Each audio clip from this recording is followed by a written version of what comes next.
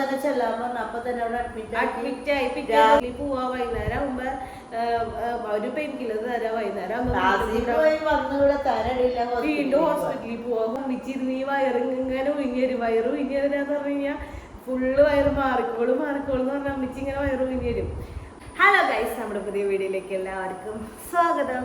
അപ്പൊ എന്തൊക്കെയാണ് വിശേഷം? എല്ലാവർക്കും സുഖമൊക്കെ അല്ലേ? നമുക്ക് സുഖാട്ടാ. ഇന്ന് നമ്മുടെ അമ്മിച്ചിയുടെ വീട്ടിലെ പെരുന്നാളെന്ന് ജൂലൈ 3-ാം തീയതി. അമ്മിച്ചിയുടെ വീട്ടിലെല്ലാ അങ്ങനെയല്ല, അമ്മിച്ചിയുടെ വീട്ടിലെ പെരുന്നാള് സെന്റ് തോമസ് പള്ളിയല്ലേ, അവിടെ എന്നിട്ടാണ് ഫുഡ് ഉണ്ട്. അമ്മിച്ചി എല്ലാ കൊല്ലം പോവാറുണ്ട്. പക്ഷെ ഈ കൊല്ലം അമ്മിച്ചിക്ക് പോകാൻ പറ്റിയിട്ടില്ല. കാരണം ഞങ്ങൾ ഇവിടെ ഉള്ള കാരണം അമ്മിച്ചിക്ക് പോകാൻ പറ്റിയിട്ടില്ല. അമ്മിച്ചോട് ഞാൻ പറഞ്ഞിട്ട് ആദ്യം ബേബിനെ കൊണ്ട് പൊക്കോളാം. പക്ഷെ അമ്മിച്ചി ആ റിസ്ക് അമ്മിച്ചി ഏറ്റെടുക്കാൻ തയ്യാറല്ല. ഫുഡ് കഴിക്കാൻ പോയിട്ടിരിക്കുക. ഫുഡല്ല മെയിനായിട്ട്. പള്ളിയിലായാലും പോണെങ്കിലും പിന്നാലെ ഓടിക്കൊണ്ടിരിക്കും. താഴത്ത് ഇറങ്ങിയിട്ട് വേണ്ടേ, പിന്നെ എടുത്ത് അങ്ങനെയെങ്കിൽ നടക്കാൻ പറ്റുന്നില്ല, കാലുവാനുള്ളതാണ്. അതുകൊണ്ട് അമ്മിച്ചി പോയില്ല. അതുകൊണ്ട് അമ്മിച്ചി ഇവിടെ ഇരിക്കുക. അല്ലെങ്കിൽ ഈ സമയത്ത് അമ്മിച്ചി പള്ളിയിൽ പോയി വീട്ടിൽ പോയി ഒക്കെ തിരിച്ചു വരേണ്ടതായിരുന്നു. ഈ പ്രാവശ്യം അമ്മിച്ചിക്ക് പോവാൻ പറ്റിയില്ല. അപ്പൊ ഇന്നത്തെ വീഡിയോ എന്ന് പറഞ്ഞു കഴിഞ്ഞാൽ എൻ്റെ ലൈഫിലുണ്ടായ ഒരു സംഭവത്തിനെ കുറിച്ചാണ് ഞാൻ പറയുന്നത്. ഇത് കേൾക്കുമ്പോ എനിക്കത് പറയുമ്പോൾ തന്നെ ഭയങ്കര സങ്കടമാണ്. പിന്നെ അതുപോലെ തന്നെ ഇതുപോലത്തെ സിറ്റുവേഷൻ ചിലപ്പോൾ ഒരുപാട് പേര് അനുഭവിക്കുന്നുണ്ടാവും, ഒരുപാട് പേര് ഫേസ് ചെയ്യുന്നുണ്ടാവും. അപ്പൊ അവർക്കൊക്കെ ഇത് കേൾക്കുമ്പോൾ കുറച്ചുകൂടി യൂസ്ഫുൾ ആയിരിക്കും. പിന്നെ അങ്ങനെ ഒരു സംഭവം എൻ്റെ ലൈഫിൽ ഉണ്ടായിട്ടാണ്. അതാണ് ഞാൻ ഇന്ന് പറയാൻ പോണത്. എനിക്ക് ഇടയ്ക്കിടയ്ക്ക് വയറുവേദന ഉണ്ടാവാറുണ്ട്. വയറുവേദന ഉണ്ടാവാന്ന് പറഞ്ഞാൽ ചെറുതായിട്ട് വയറുവേദന ഉണ്ടാവും. അതിന്റെ മെയിൻ കാരണം എന്ന് പറഞ്ഞാൽ ഞാൻ ഇടയ്ക്ക് മറ്റേ യോഗ എക്സസൈസ് BEd പഠിക്കുമ്പോൾ ഞങ്ങൾക്ക് യോഗ ഉണ്ടായിരുന്നു. അപ്പൊ ഞങ്ങൾ യോഗ ചെയ്യും. യോഗ ചെയ്തിട്ട് ഞാൻ എന്ത് ചെയ്യും, വീട്ടിൽ വന്ന ഒരു ദിവസം യോഗ ചെയ്യും, പിറ്റേ ദിവസം ചെയ്യില്ല, അതിന്റെ പിറ്റേ ദിവസം ചെയ്യും. അല്ല, യോഗ ചെയ്തു തുടങ്ങിയതാണ് ആരംഭമായി. അപ്പൊ എനിക്ക് വയറുവേദന വന്നു. അപ്പൊ വയറുവേദന വന്നു കഴിഞ്ഞപ്പോ നമ്മൾ ഓട്ടോമാറ്റിക്കലി വയറുവേദന വന്നു കഴിഞ്ഞാൽ ഒന്നില്ലെങ്കിൽ മെൻസ്ട്രേഷൻ്റെ ആയിരിക്കും, അല്ലെങ്കിൽ വയറ്റിൽ നീര് വീണതായിരിക്കും, അല്ലെങ്കിൽ നമ്മൾ എന്നിട്ട് പറയാ ഗ്യാസിന്റെ പ്രോബ്ലം ആയിരിക്കും. അപ്പൊ എന്തിട്ട് ചെയ്യാം, വെളുത്തുള്ളി കഴിക്കും. പിന്നെ അതുപോലെ തന്നെ ചൂടുവെള്ളം എടുത്തിട്ട് വയറ്റിൽ ആവി പിടിക്കും. ഇതൊക്കെ ചെയ്തു. അപ്പൊ ഇതൊക്കെ ചെയ്യുമ്പോൾ എനിക്ക് കുറയുന്നുണ്ട്, കുറച്ച് കുറയും. അത് കഴിഞ്ഞിട്ട് വീണ്ടും കുറച്ചേരം കഴിയുമ്പോൾ വരും. അപ്പൊ ഞാൻ വിചാരിച്ച എക്സസൈസ്, കാരണം യോഗ എന്ന് പറഞ്ഞു കഴിഞ്ഞാൽ എക്സസൈസ്, യോഗ നമ്മൾ ചെയ്യുമ്പോൾ അത് കണ്ടിന്യൂസ് ആയിട്ട് ചെയ്തുകൊണ്ടിരിക്കണം. അല്ലെങ്കിൽ നമുക്ക് ഇടയ്ക്കിടയ്ക്ക് ചെയ്യുമ്പോൾ വേദനകൾ വരും, അത് ഓട്ടോമാറ്റിക്കലി വന്നതാണ്. അപ്പൊ അങ്ങനെ എനിക്ക് വരാറുണ്ട് കേട്ടോ അങ്ങനെ. അപ്പൊ അത് കണ്ടിന്യൂസ് ചെയ്യാറില്ല. അപ്പൊ ആ വേദനയാന്ന് ഞാൻ വിചാരിച്ചു. അത് കഴിഞ്ഞിട്ട് വീണ്ടും വയറുവേദന വന്നു തുടങ്ങിയപ്പോ നമ്മള് എന്നിട്ടാണ് ചെറുതായിട്ട് ഹോസ്പിറ്റലിൽ പോവാന്ന് വിചാരിച്ചു. ഹോസ്പിറ്റലിൽ പോയിട്ട് നമ്മൾ ഫസ്റ്റ് ഗൈനിക്കിനല്ലേ കണ്ടേ, 2-3 ഹോസ്പിറ്റലുകളിൽ പോയി. ഫസ്റ്റ് നമ്മൾ പോയത് ഫസ്റ്റ് ഗൈനിക്കിനെ കാണാൻ പോയി. ഫസ്റ്റ് ഗൈനിക്കിനെ കാണാൻ പോയപ്പോ വയറുവേദനയാണ്. അപ്പൊ ആള് വയറൊക്കെ ചെക്ക് ചെയ്ത് കുഴപ്പമില്ല. എന്നാലും നമുക്ക് വയറുവേദന എന്ന് പറഞ്ഞ് നമ്മൾ പോവില്ല. പീരിയഡ്സ് റെഗുലർ അല്ല, പീരിയഡ്സ് ഇറഗുലർ ആണ്. അപ്പൊ ചിലപ്പോ നമുക്ക് PCOD അങ്ങനെ എന്തെങ്കിലും പ്രശ്നങ്ങളൊക്കെ വരാൻ സാധ്യതയുണ്ട്. അപ്പൊ ആള് പറഞ്ഞു സ്കാൻ ചെയ്യാൻ പറഞ്ഞു. അപ്പൊ സ്കാൻ ചെയ്യാൻ പറഞ്ഞു കഴിഞ്ഞപ്പോ സ്കാൻ ചെയ്ത് കഴിഞ്ഞപ്പോ അതില് കുഴപ്പമൊന്നുമില്ല. അപ്പൊ ആള് പറഞ്ഞു കുഴപ്പമൊന്നുമില്ല, പൊക്കോ, വേറെ പ്രശ്നങ്ങളൊന്നുമില്ല, വേറെ കുഴപ്പങ്ങളൊന്നുമില്ല. അപ്പൊ എനിക്ക് ആശ്വാസമായി, വേറെ കുഴപ്പമൊന്നുമില്ലല്ലോ. എനിക്ക് പേടിയായിരുന്നു വേറെ എന്തെങ്കിലും പ്രശ്നങ്ങൾ നമുക്ക് ഉണ്ടാവും എന്നുള്ളതൊരു പേടി. ഇപ്പൊ നമ്മൾ സ്കാനിങ് എന്ന് പറയുമ്പോ എന്നെ സംബന്ധിച്ചിടത്തോളം എനിക്ക് പേടിയാണ്. സ്കാനിങ്ങിന് പേടിയല്ല, ഫസ്റ്റ് ടൈം ചെയ്യുമ്പോ നമുക്ക് ഒരു പേടിയുണ്ട്. ഇപ്പൊ എന്തെങ്കിലും പ്രശ്നം ഉണ്ടായിട്ടാണ് ഡോക്ടർ പറഞ്ഞത്. എനിക്കാണെങ്കിൽ ഒരു കാര്യം പറഞ്ഞു കഴിഞ്ഞാൽ ഞാൻ അതിനെ കുറിച്ച് തന്നെ ആലോചിച്ചുകൊണ്ടിരിക്കും. അതിന് ഗൂഗിളിൽ കയറി സെർച്ച് ചെയ്യും, ടെൻഷൻ കയറും, അങ്ങനെ സ്വഭാവങ്ങൾ എനിക്കുണ്ട്. അപ്പൊ ഞാൻ സ്കാനിങ് എന്ന് പറഞ്ഞു കഴിഞ്ഞപ്പോ പിന്നെ റിപ്പോർട്ട് കിട്ടിയപ്പോ നമ്മള് സമാധാനിച്ചു, കുഴപ്പമൊന്നുമില്ലല്ലോ എന്ന് വിചാരിച്ചു. അപ്പൊ അങ്ങനെ നമ്മൾ സമാധാനിച്ച് വീട്ടിൽ പോകും. പക്ഷെ വീട്ടിലേക്ക് വന്നിട്ടുണ്ടെങ്കിൽ പകൽ എനിക്ക് കുഴപ്പമില്ല, വയറുവേദന. വൈകുന്നേരം ആവുമ്പോ ഭയങ്കര വേദന വരും. വേദന വന്നിട്ട് പിന്നെ നമ്മൾ വേറെ ഗൈനിക്കിനെ കണ്ടില്ലേ. ഇപ്പൊ ഗൈനിക്കിന്റെ പ്രശ്നമല്ലാന്ന് മനസ്സിലായി. നമ്മൾ ഫിസിഷ്യനെ കണ്ടുനോക്കി. ഫിസിഷ്യനെ കണ്ടപ്പോ ആള് യൂറിൻ ടെസ്റ്റ് ചെയ്യാൻ പറഞ്ഞു. യൂറിൻ ടെസ്റ്റ് ചെയ്ത് കഴിഞ്ഞപ്പോ യൂറിൻ്റെ ആൾ പറഞ്ഞ ചെറുതായിട്ട് ഇൻഫെക്ഷൻ ഉണ്ട്. അപ്പൊ അതായിരിക്കും വയറുവേദന. നമുക്ക് അടിവയറ്റിന്ന് യൂറിനിൽ ഇൻഫെക്ഷൻ ഉണ്ടെങ്കിൽ ഓട്ടോമാറ്റിക്കലി അടിവയറ്റിന്ന് വേദന വരും. അപ്പൊ യൂറിനിൽ ഇൻഫെക്ഷൻ ഉണ്ട്. പിന്നെ വെള്ളം നന്നായി കുടിക്കും. പിന്നെ ഞാൻ ഇവിടെ വന്ന് വെള്ളം കൂടി തുടങ്ങി, ഇൻഫെക്ഷൻ ഉള്ളത് മാറി കിട്ടാൻ വേണ്ടിയിട്ട്. പക്ഷെ ആ ഇവര് മരുന്ന് നമുക്ക് തരും. അതായത് ഇപ്പൊ വയറുവേദന എന്ന് പറഞ്ഞ് ചെന്ന് കഴിയുമ്പോൾ നമുക്ക് പെയിൻ കില്ലർ തരും. പെയിൻ കില്ലറിന്റെ ഡോസ് കഴിഞ്ഞ് കഴിയുമ്പോൾ എനിക്ക് വേദന. അപ്പൊ നമ്മള് പോയി മറ്റേ ഫിസിഷ്യനെ കണ്ടിട്ട് മരുന്നൊക്കെ കഴിച്ച് യൂറിൻ ഇൻഫെക്ഷൻ ഉള്ളു. അപ്പൊ അത് 2 ദിവസമൊക്കെ വെയിറ്റ് ചെയ്തു. എന്നാലും എൻ്റെ വയറുവേദന മാറുന്നില്ല. എനിക്ക് വൈകുന്നേരം ആകുമ്പോൾ ഭയങ്കര വേദന എന്ന് പറഞ്ഞാൽ സഹിക്കാൻ പറ്റില്ല. അത് കഴിഞ്ഞിട്ട് പിന്നെ എന്തിനാണ്, പിന്നെ അത് കഴിഞ്ഞ് വീണ്ടും വയറുവേദന വന്ന് വൈകുന്നേരം ആകുമ്പോൾ എനിക്ക് ഭയങ്കര ആശുപത്രി പോയി വന്ന് ഗുളിക കഴിച്ച് വൈകുന്നേരം ആകുമ്പോൾ തീരെ വയറുവേദന. രാത്രിയൊക്കെ അമ്മിച്ച് രാത്രി നമ്മൾ ഹോസ്പിറ്റലിൽ പോയി പക്ഷെ അവിടെ പെയിൻ കില്ലർ തരും, അത് കഴിക്കും. അവര് പറയും കുഴപ്പമൊന്നുമില്ല, സ്കാനിങ്ങിന് കുഴപ്പമൊന്നുമില്ല, ഇൻഫെക്ഷൻ ഒന്നുമില്ല, കുഴപ്പമില്ല.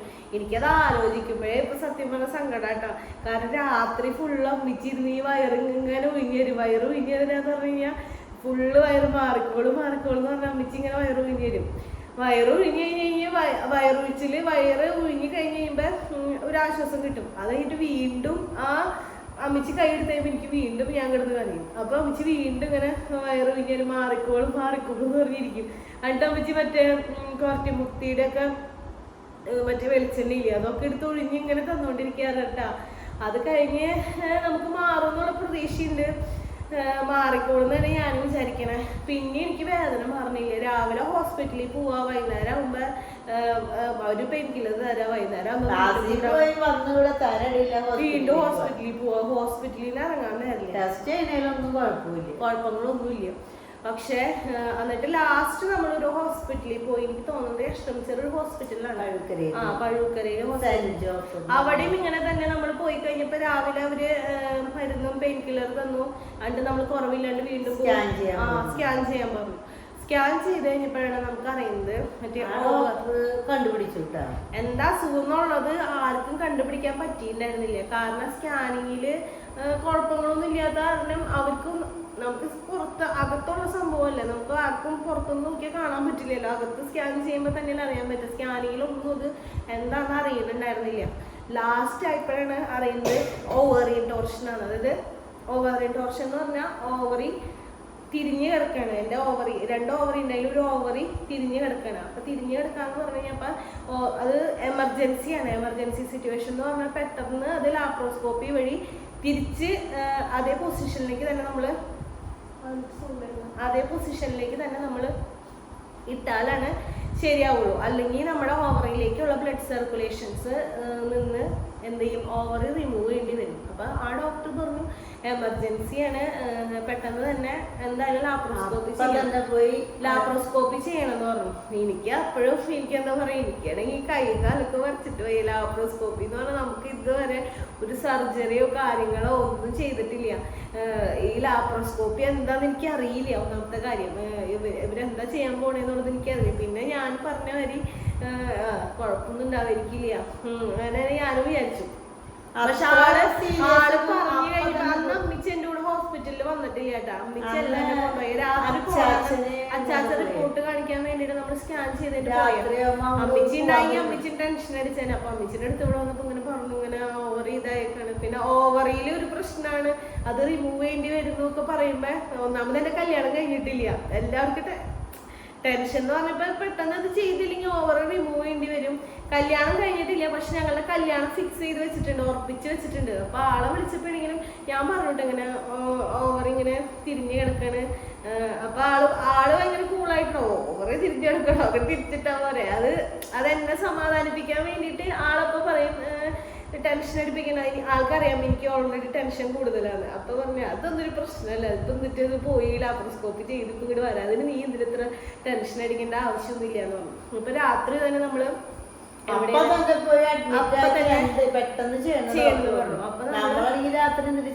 കയ്യില് ഭാഗ്യത്തിന് അന്ന് പൈസ എടുത്ത് വെച്ചിട്ടുണ്ടായിരുന്നു. പൈസ എടുത്ത് വെക്കാന്ന് പറഞ്ഞാൽ സ്റ്റെബി അന്ന് നാട്ടിലില്ല. ഒന്നാമത്തെ കാര്യം സ്റ്റെബി ഉണ്ടായില്ല, അപ്പച്ചൻ മാത്രമേ ഉണ്ടായിരുന്നു. സ്റ്റെബി രാത്രി ആയതുകൊണ്ട് അവൻ ആ ടൈമിൽ ഖത്തറിലായിരുന്നു. അപ്പൊ നമുക്ക് അവനെ വിളിച്ചാലും ചിലപ്പോ കിട്ടില്ല. അപ്പൊ ഡിനെ വിളിച്ചു. ഡിനെ വിളിച്ച് കഴിയുമ്പോ നമ്മുടെ സ്റ്റെബിയുടെയും ഡിനിയുടെ കല്യാണം ഫിക്സ് ചെയ്ത് വെച്ചിട്ടുണ്ട്. അപ്പൊ അപ്പൊ ഇവിടെയൊക്കെ ഉണ്ട്, അതായത് സെന്റ് ജെയിംസിലും ഇവിടെയൊക്കെ ഉണ്ട്, അപ്പോളോയിലൊക്കെ ഉണ്ട്. അപ്പൊ നമ്മള് ജൂബിലി മിഷനിലേക്ക് പോവാന്ന് വിചാരിച്ചു. രാത്രി തന്നെ അച്ചാച്ചനെ വിളിച്ചു. രാത്രി തന്നെ നമ്മള് എവിടേക്കാണ് ജൂബിലി മിഷനിലേക്ക് ആദ്യമായിട്ട് അന്ന് ഛർദിക്കേണ്ടിരുന്നത്. ഞാൻ ഡോക്ടറെ വിളിച്ചിട്ട് രാത്രി തന്നെ ഡോക്ടറെ വിളിച്ച് ആരൊക്കെ വിളിച്ചോളൂ ഡോക്ടർമാരൊക്കെ അപ്പൊ തന്നെ ചെല്ലാൻ പറഞ്ഞു. അപ്പൊ തന്നെ അവിടെ അഡ്മിറ്റ് ആയി. തന്നെ ലേബർ റൂമിലാണ് എന്നെ കേട്ടത്.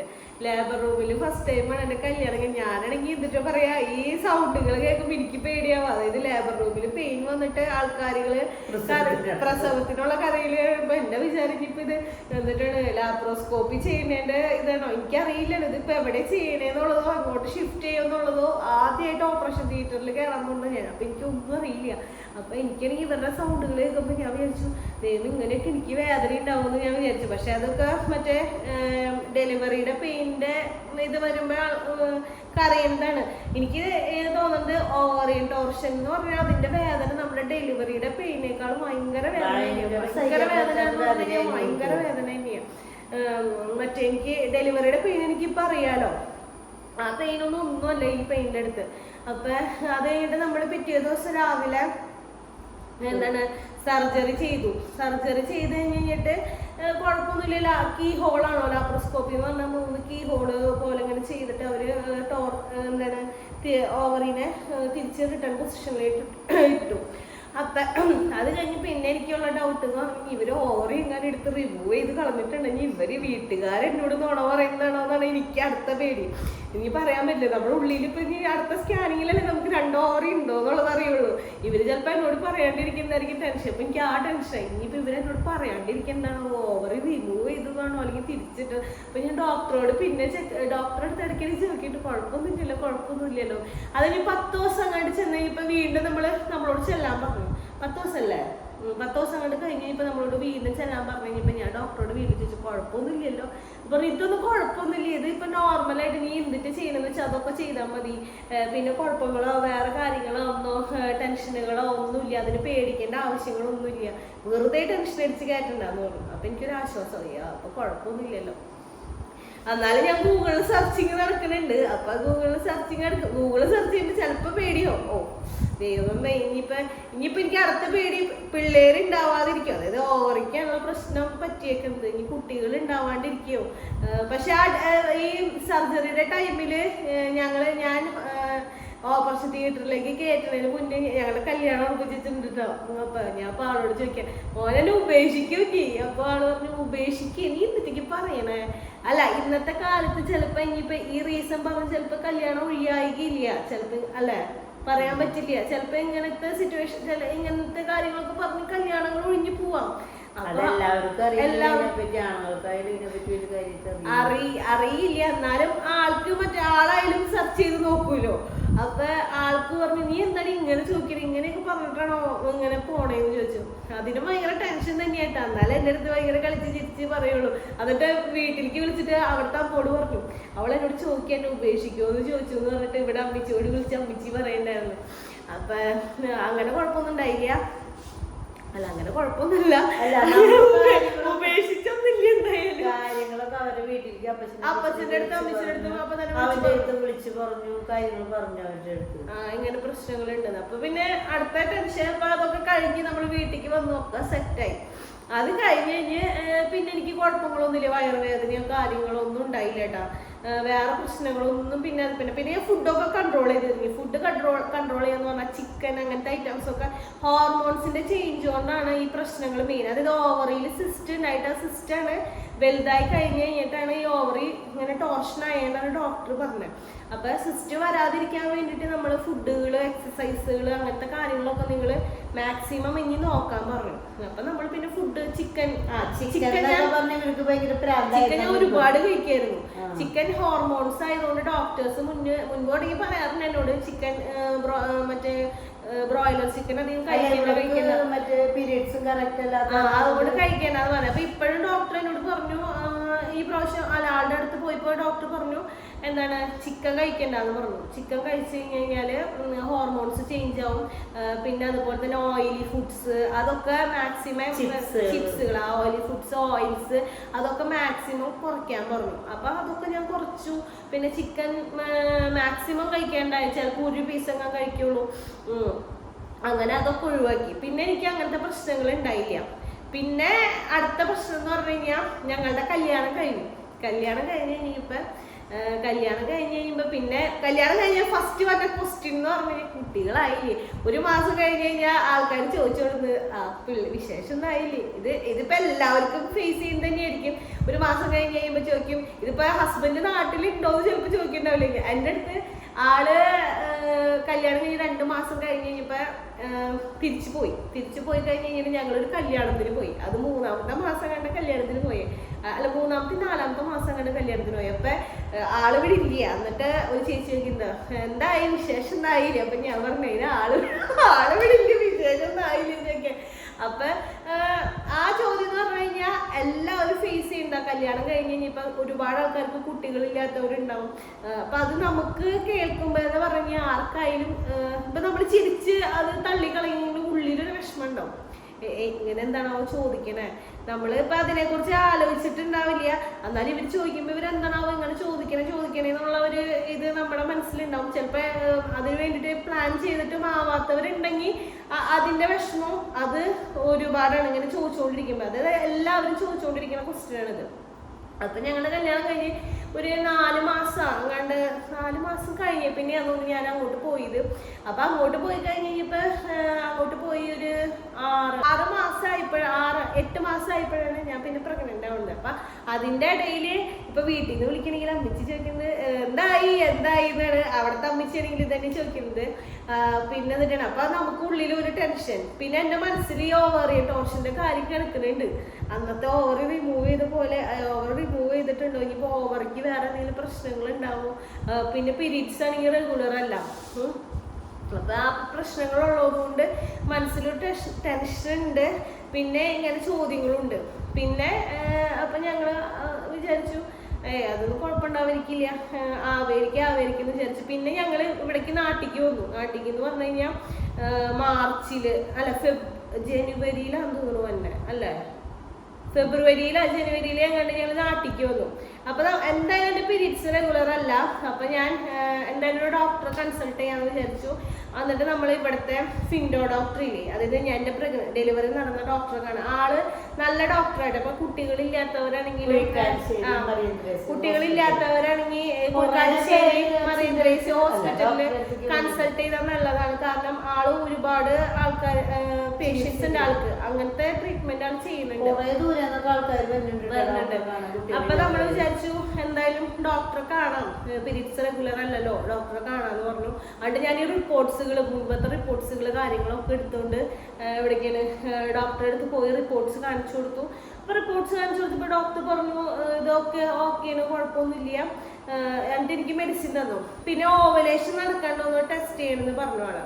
അപ്പൊ അങ്ങനെ ഓവലേഷൻ നടക്കണ്ടോന്ന് ചെക്ക് ചെയ്ത് ഓവലേഷനൊക്കെ കറക്റ്റ് ആയിട്ട് നടക്കുന്നുണ്ട്, കുഴപ്പങ്ങളൊന്നുമില്ല. കാരണം ഓവറിയിൽ ഇങ്ങനെ പ്രശ്നമുള്ളത് കൊണ്ട് ഓവലേഷൻ നടക്കണ്ടോന്ന് ആൾക്കൊരു ഡൗട്ടായി. കാരണം ഓവറിയിൽ ഇനിയിപ്പോ എന്തെങ്കിലും ഉണ്ടാവുമെന്ന് വേറെ എന്തെങ്കിലും സിസ്റ്റുകൾ ഒരു പ്രാവശ്യം ഉണ്ടായിരിക്കണ കാരണം അതിനുള്ള ചാൻസ് വീണ്ടും കൂടുതലാണ്. അപ്പൊ ആള് ടെസ്റ്റ് ചെയ്ത് ഓവലേഷനൊക്കെ നടക്കുന്നുണ്ട്, വേറെ കുഴപ്പങ്ങളൊന്നും ഇല്ല എന്ന് പറഞ്ഞു. അത് കഴിഞ്ഞ് പിറ്റത്തെ മാസം ഞങ്ങൾ പോവാണ്, തിരിച്ച് റിട്ടേൺ പോകാൻ വേണ്ടിയിട്ട്. പോണേന്റെ 3-4 ദിവസം മുൻപ് ഞങ്ങൾ പോയപ്പോഴാണ് ടെസ്റ്റ് ചെയ്തപ്പോ പ്രഗ്നൻസി ടെസ്റ്റ് ചെയ്തപ്പോ പോസിറ്റീവ്. അപ്പൊ ഡോക്ടറുടെ അടുത്ത് ഞാൻ കയറിയപ്പോൾ ഡോക്ടറോട് പറയുന്നുണ്ട്, ഡോക്ടർ എന്നോട് പറഞ്ഞു പ്രഗ്നൻസി ടെസ്റ്റ് ചെയ്തു ചോദിച്ചു. ഞാൻ പറഞ്ഞു ഇല്ല, ടെസ്റ്റ് ചെയ്തില്ല, കാരണം എനിക്ക് സിംറ്റംസ് ഒന്നുമില്ല, ജസ്റ്റ് ബ്രസ്റ്റ് പെയിനും അതൊക്കെ ഉണ്ട്. പീരീഡ്സ് ആണെങ്കിൽ റെഗുലർ അല്ലല്ലോ, അപ്പൊ അതുണ്ട്, ബ്രസ്റ്റ് പെയിൻ കാര്യങ്ങളൊക്കെ ഉണ്ട്, അല്ലാണ്ട് വേറെ ഒന്നുമില്ല എന്ന് പറഞ്ഞു. അപ്പൊ ആളെന്നോട് ടെസ്റ്റ് ചെയ്യാൻ പറഞ്ഞു. ടെസ്റ്റ് ചെയ്ത് കഴിഞ്ഞപ്പോ പോസിറ്റീവ്. അപ്പൊ ഞങ്ങൾ എന്നെ എന്താളിച്ച് നിൽക്കായിരുന്നു, പോസിറ്റീവ് ആവുമെന്ന് ചോദിച്ചിട്ട്. അപ്പൊ ഡോക്ടറെ അടുത്ത് ചെന്നപ്പോ ഡോക്ടർ പറഞ്ഞു ഞാൻ പറഞ്ഞ കാരണമായിരിക്കും പോസിറ്റീവ് ആയേ, അതുകൊണ്ടായിരിക്കും പോസിറ്റീവ് ആയേന്ന് പറഞ്ഞു. അങ്ങനെ പ്രഗ്നന്റ് ആയി പിന്നെ ഞാൻ നാട്ടിൽ നിൽക്കുകയാണ് ചെയ്യുന്നത്. അപ്പം ഇതെന്ന് പറഞ്ഞു കഴിഞ്ഞാൽ എൻ്റെ ഒരു ചെറിയ സ്റ്റോറിയാണ്. ചെറിയ സ്റ്റോറി എന്ന് പറഞ്ഞു കഴിഞ്ഞാൽ ചിലപ്പോൾ നിങ്ങൾക്ക് കേൾക്കുമ്പോൾ ഇതൊരു ചെറിയ സ്റ്റോറി ആയിരിക്കും, പക്ഷെ എന്നെ സംബന്ധിച്ചിടത്തോളം ഇതെൻ്റെ ലൈഫിലെ ഒരു ഭയങ്കര കടന്നുപോയി, സങ്കടത്തിൽ കടന്നുപോയ നിമിഷങ്ങളാണ്. ഒരുപാട് വേദനിച്ച് കുറെ വിഷമിച്ച നിമിഷങ്ങളാണിത്. അപ്പൊ ഇതുപോലത്തെ സിറ്റുവേഷൻസ് ചിലപ്പോൾ ഒരുപാട് ആൾക്കാർക്കും, കുട്ടികളില്ലാണ്ട് വിഷമിക്കുന്ന കുറെ ആൾക്കാർക്കും, ഓവറിൽ സിസ്റ്റ്, PCOD, അതുപോലെ തന്നെ ഇങ്ങനെ പീരിയഡ്സ് ഇറഗുലർ അല്ല, അങ്ങനെ കുറെ ആൾക്കാരൊക്കെ ഉണ്ട്. അപ്പൊ വിഷമിക്കൊന്നും വേണ്ട. അതിന്റെ സമയങ്ങളാവുമ്പോ എല്ലാ കാര്യങ്ങളും നടക്കും. അതിൻ്റെതായ സമയങ്ങളുണ്ട്. അപ്പൊ അതിനവർക്ക് ആരും ടെൻഷൻ അടിക്കുക, വിഷമിക്കുക കാര്യങ്ങളൊന്നും വേണ്ട. എനിക്കിപ്പോ ഇത്ര വലിയ എന്റെ ഓവർ റിമൂവ് ചെയ്യണമെന്ന് പറഞ്ഞിട്ട് വരെ പിന്നെ അതിൽ നിന്ന് തന്നെ നമ്മൾ റിക്കവർ ചെയ്തിട്ട് ഒരു കുഴപ്പമില്ലാണ്ട് ഇപ്പൊ 2 കുട്ടികളായിട്ടുണ്ട്. പിന്നെ നിങ്ങൾ പേടിക്കേണ്ട ആവശ്യമില്ല. അപ്പൊ നിങ്ങൾക്ക് എല്ലാവർക്കും വേണ്ടിയിട്ടാണ്, ഇങ്ങനത്തെ എന്തെങ്കിലും സാഹചര്യങ്ങളോ വിഷമങ്ങളൊക്കെ ഉള്ളവർക്ക് വേണ്ടിയിട്ടാണ് ഞാൻ മെയിനായിട്ട് വീഡിയോ ഇട്ടത്. എനിക്ക് ഈ കാര്യം, അതായത് ഇങ്ങനത്തെ ഒരു സർജറി ചെയ്തു ആരോട് പറയാൻ താല്പര്യമില്ല. കാരണം ഈവൻ എൻ്റെ ഫ്രണ്ട്സിനോട് വരെ ഞാൻ പറഞ്ഞിട്ടില്ല. കാരണം ഇനിയിപ്പോൾ പിള്ളേരില്ലാണ്ടിരിക്കുക അങ്ങനത്തെ കാര്യങ്ങളൊക്കെ വരുമ്പോൾ അവൾക്ക് ആ സർജറി ചെയ്ത കാരണമാണ് അങ്ങനെ ഉണ്ടായി. എനിക്ക് സൊസൈറ്റിന്ന് പറഞ്ഞു കഴിഞ്ഞാൽ ആൾക്കാർ എന്ത് പറയുന്നുള്ളൊരു ചിന്ത എൻ്റെ മനസ്സിൽ എപ്പോഴും ഉണ്ടായിരുന്നു. അതുകൊണ്ടാണ് ഞാൻ ആരുടെ അടുത്ത് പറഞ്ഞിട്ടില്ല. പക്ഷെ ഇപ്പൊ എനിക്ക് അങ്ങനത്തെ ഒരു മൈൻഡില്ല കേട്ടോ. എല്ലാവരും എന്ത് വേണമെങ്കിലും പറഞ്ഞോട്ടെ എന്നുള്ളൊരു മൈൻഡ് ആയിട്ടുണ്ട്. മുൻപ് എനിക്ക് അങ്ങനെയല്ലായിരുന്നു. അതുകൊണ്ട് തന്നെയാണ് ഇവിടെ മുൻപിൽ വരാതിരുന്നതും അങ്ങനത്തെ കാര്യങ്ങളൊക്കെ ഒന്നും മുൻപിലോട്ട് വരാതിരുന്നത് അതുകൊണ്ടാണ്. പക്ഷെ ഇപ്പൊ എനിക്ക് അങ്ങനെ ഇല്ല. അതുകൊണ്ടാണ് ഞാനിപ്പോ ഇങ്ങനത്തെ ഒരു വീഡിയോ ചെയ്യുന്നത്. കാരണം ഞാൻ എൻ്റെ ഫ്രണ്ട്സിനോട് വരെ പറഞ്ഞിട്ടില്ല എന്നുള്ള കാര്യമാണ് ഞാൻ നിങ്ങളുടെ എല്ലാവരുടെ അടുത്തേക്കും പറയുന്നത്. അപ്പൊ അത്രേ ഉള്ളൂ. അപ്പൊ നിങ്ങൾ എല്ലാവരും പേടിക്കുന്നത് വേണ്ട. കുട്ടികളില്ലാത്ത എല്ലാവർക്കും വേഗം ഉണ്ണികളും കാര്യങ്ങളൊക്കെ ആയിക്കോളും. വിഷമിക്കോ ദുഃഖിക്കൊന്നും വേണ്ട. അപ്പൊ വേറെ പ്രത്യേകിച്ച് കാര്യങ്ങൾ. അപ്പൊ നമ്മുടെ ആദ്യം ബേബി എൻജൂട്ടാ. അപ്പൊ അമ്മച്ചി അവിടെ എടുക്കാൻ പോയതാ. അപ്പൊ വേറെ പ്രത്യേകിച്ച് കാര്യങ്ങളൊന്നും ഇല്ല. അപ്പൊ ഇന്നത്തെ വീഡിയോ നിങ്ങൾക്ക് ഇഷ്ടമെങ്കിൽ ലൈക്ക് ചെയ്യുക, ഷെയർ ചെയ്യുക, അതുപോലെ തന്നെ സബ്സ്ക്രൈബ് ചെയ്യുക, അതുപോലെ തന്നെ സപ്പോർട്ട്